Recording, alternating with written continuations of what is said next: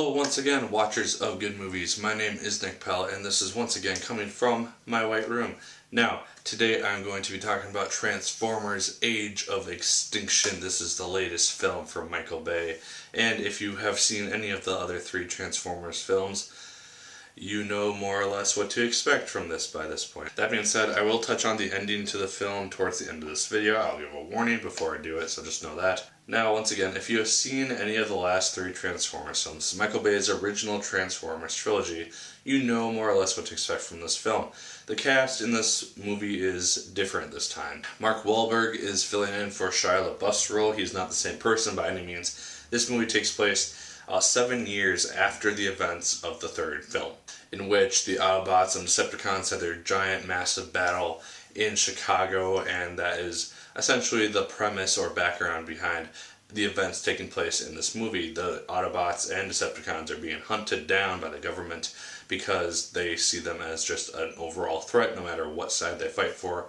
And this is where Mark Wahlberg comes in, because he finds an Autobot, and then that's where the story kind of takes off from there. I say story very lightly because in terms of a plot and kind of going to a climax and character development and all this stuff, there's very, very little of that. The only character that really does any of that is Mark Wahlberg's character in a very limited sense in terms of the boyfriend of his daughter and his treatment of him. But besides that, this, like I said, this is a Michael Bay film and Transformers, so we know what to expect from this. It is going to be a lot of explosions. It's going to be a lot of robots fighting other robots. It is going to be this type of stuff. And when you go into it knowing that that is what this movie is going to be, you kind of enjoy it like I did.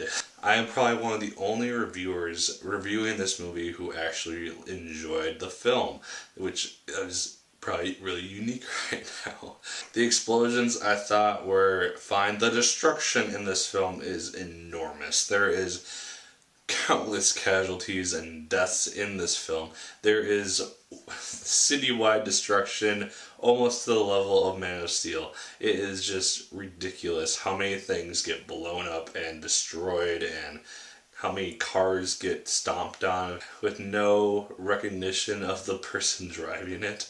And it's just so ridiculous. And again, when you know that this is happening, you can just kind of go with it. It's like, yeah, alright, that bridge is now gone, and that ancient temple is now destroyed, and so yeah, that's a thing. There's only a few real negatives that I could think of while I was watching the film. The beginning, the first 15 and 20 minutes of the film is a bit cheesy in my opinion. It's kind of just building up the whole family relationship issues, and I thought that a lot of the Mark Wahlberg and his daughter interactions were a little bit cheesy in terms of the acting and the script and the writing and all that stuff. So that was kind of my own fault. I was watching and I was like, oh my god, this is going to be terrible. And then it wasn't really that bad. It gets better when there's less dialogue, I suppose, and more robots fighting other robots. Optimus Prime, whoever voices the guy, is back. He does a great job. I really enjoyed seeing Optimus Prime. We get to see Bumblebee again, and we see a few new Autobots. They all have their own unique personalities, and I enjoyed seeing that. The music for this film, I have no idea who did the score. I'll probably buy the soundtrack at some point. Music in this film goes really well with the movie, and I thought that it worked well. There's a lot of humor in this movie, and it fits really well where it needs to fit, and I found myself laughing out loud a lot of times in the film, oftentimes without anyone else laughing with me. The other real negative is that the Dinobots don't really show up until the last fourth or fifth of the film, depending on how you group it out. So that was a little disappointing because that was kind of the whole Age of Extinction thing. I thought that the Dinobots were going to have a much larger role in the film, and they don't really have a huge one at all.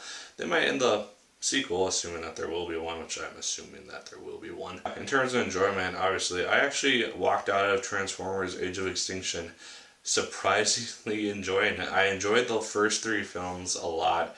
They were films that I could just sit back, watch extreme action, and just enjoy it. Kind of like Expendables. This was another movie that Michael Bay did. He followed the same formula, and he did what I kind of enjoyed seeing.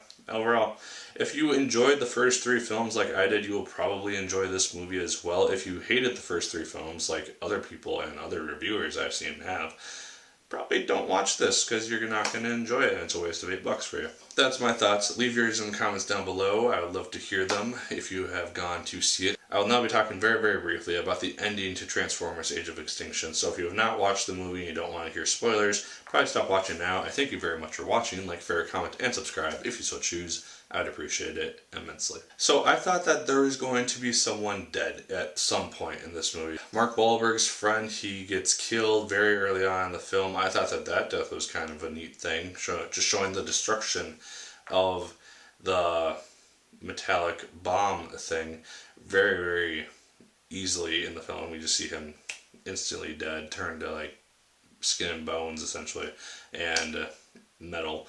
So that's the thing. But at the end of the movie, there's a giant battle going on. Optimus Prime is fighting off the evil slaver robot thing, and so I thought that, oh hey, maybe the daughter's going to die, maybe Mark Wahlberg will end up dead, maybe the boyfriend will die, maybe somebody will die.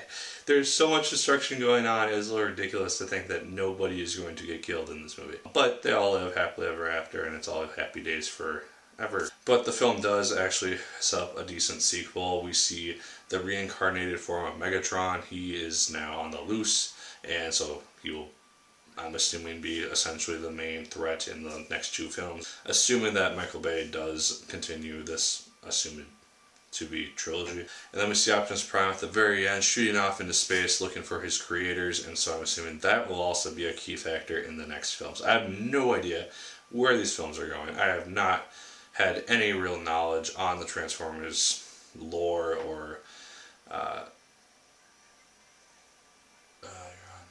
So if you have that knowledge, I guess I would be kind of interested in seeing where it's going to go. I have honestly no idea. Overall, I really, really enjoyed Transformers Age of Extinction much more than I thought I was going to going into it, since it was getting terrible reviews all around except for people like me that I knew that enjoyed it. So yeah, like I said, if you have seen Transformers Age of Extinction, which I hope you have if you're watching this part of the video, leave your thoughts on it down below. Did you love it as much as I did? Did you hate it more than I did?